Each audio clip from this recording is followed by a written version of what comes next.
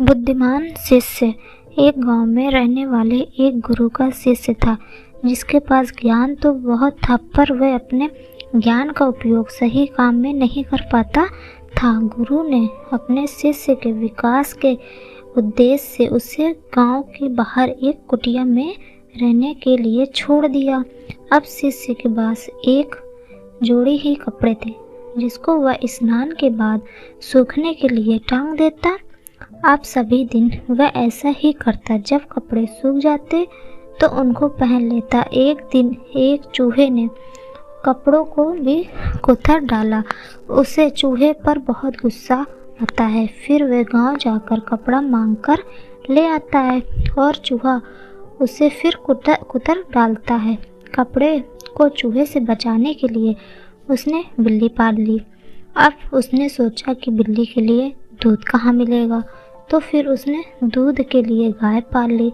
अब उसे गाय के चारे की ज़रूरत महसूस हुई। उसने सोचा कि झोपड़ी के चारों तरफ जो घास है उससे काम हो जाएगा। अब उसका सारा समय बिल्ली और गाय में निकल जाता। अब वह अपने ज़रूरत के लिए समय ही ना निकाल पाता, तो उसने एक आदमी रख लिया जो बिल्ली और गाय का सारे काम कर देता।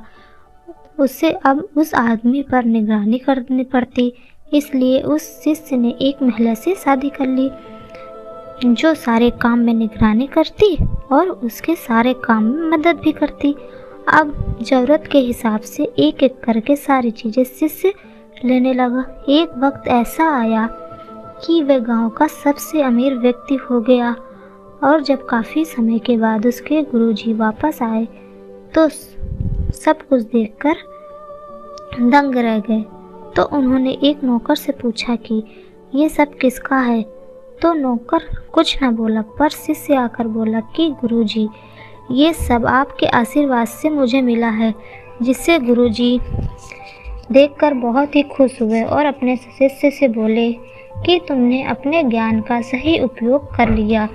इससे हमें ये सीख मिलती है कि छोटे छोटे बदलाव से हमें बड़े परिणाम मिलते हैं और हमें अपने ज्ञान का उपयोग सही जगह पर करना चाहिए।